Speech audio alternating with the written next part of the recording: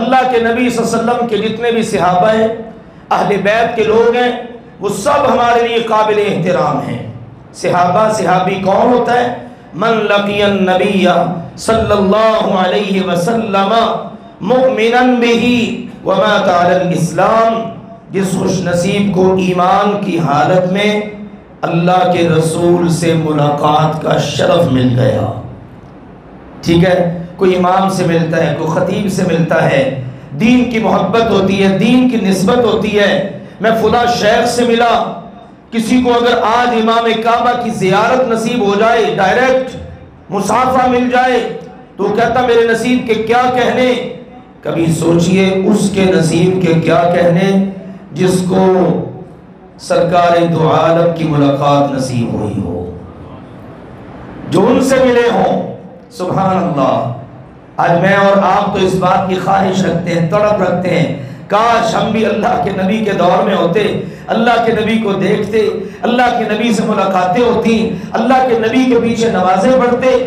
کبھی تصور کیا کریں، میں اور آپ آج کے کسی امام کے پیچھے نماز پڑھ کے ہم پھولے نہیں سماتے، وہ جنہوں نے اللہ کے نبی کے پیچھے نمازیں پڑھی ہوں۔ امام کعبہ لاہور آئے، دنیا کی خواہش تھی، دور دراز سے لوگ آئے، راتیں سڑکوں پر گزاری کہ ہم نے کس کے پیچھے نماز پڑھنی ہے؟ امام کعبہ کے پیچھے۔ تو اس ہستی کے کیا کہنے کہ جس نے سارے نبیوں کی امامت کروائی اور پھر صحابہ نے ان کے پیچھے نمازیں پڑھی۔ اس لیے اللہ کے نبی کے صحابہ کی دلوں میں محبت رکھا کریں، اور یہ محبت اللہ کے نبی کی محبت کی وجہ سے ہے۔ آپ نے خود فرمایا جو ان میرے صحابہ سے، میرے اہل بیت سے محبت کرتا ہے فَبِحُبِّي أَحَبَّهُمْ، جس کو مجھ سے محبت ہوگی اس کو ان سے بھی محبت ہوگی۔ اور فرمایا فَبِبُغْضِي أَبْغَضَهُمْ، جس کو مجھ سے نفرت ہوگی نا اس کو میرے اہل بیت سے اور میرے صحابہ سے بھی نفرت ہوگی۔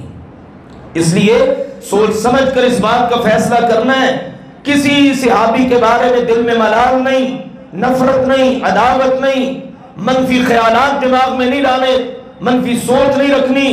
کلہم عدول، سارے کے سارے صحابہ عادل تھے، اللہ والے تھے، جنتی تھے، مہاجرین ہوں، انصار ہوں، سب کو بلند درجے پہ اللہ نے فائز کیا۔